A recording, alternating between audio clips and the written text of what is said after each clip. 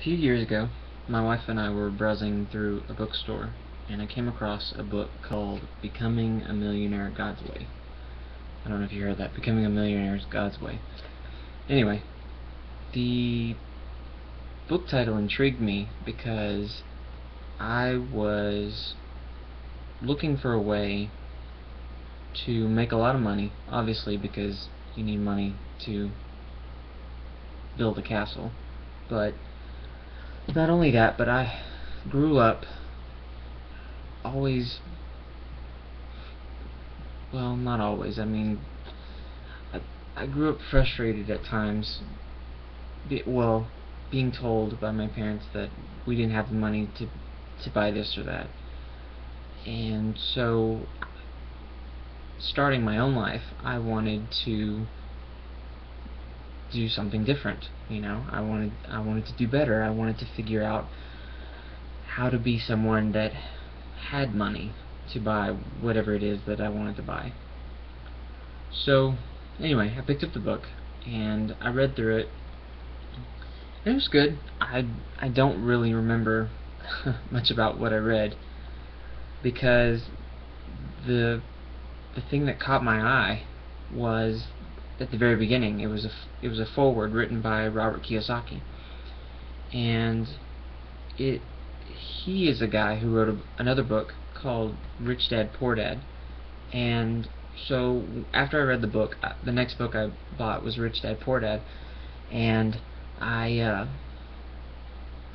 read through that extremely fast because it was written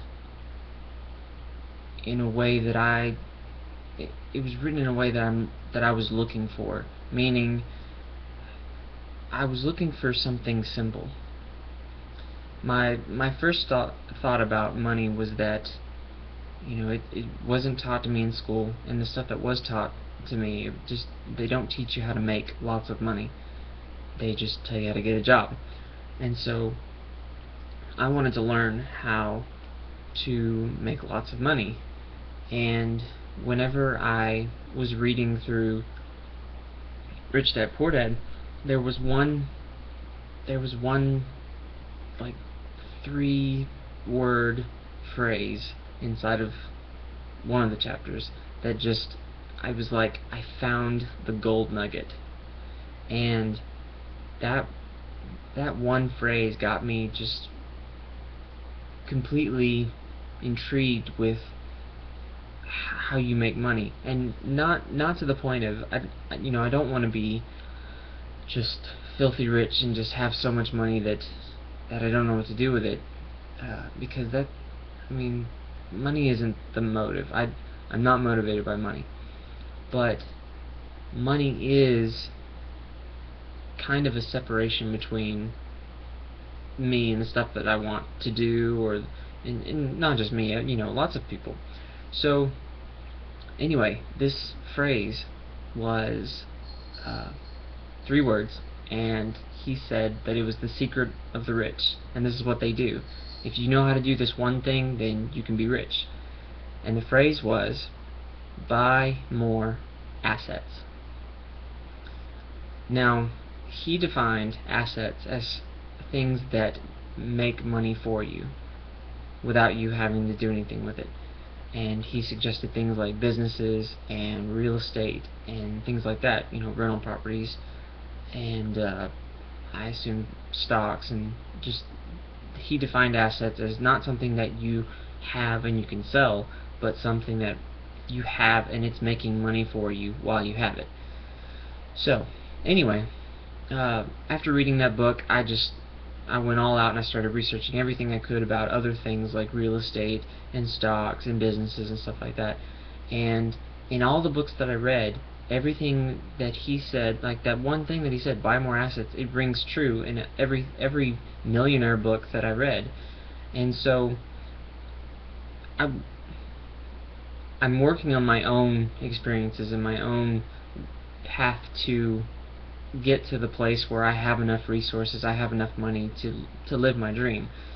But while I'm on the way, I want to pass that on, so hopefully that you can benefit from what I've learned from all that reading. It really boils down to one thing. And it's not about how much money you save. It's about where you spend your money.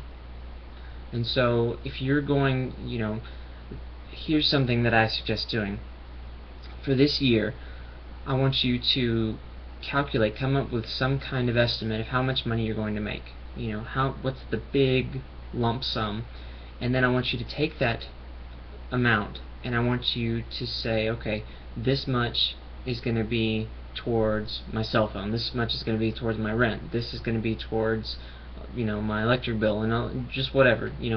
Block off, or in this case I call it a bucket list. Make a bucket list for your money, meaning if you were given a ton of water, I guess, and that ton of money, and you then have buckets, for this money or this water or whatever, then I picture it as water, because if you don't have a place to hold water, it kind of just goes, wherever. And it's the same with money.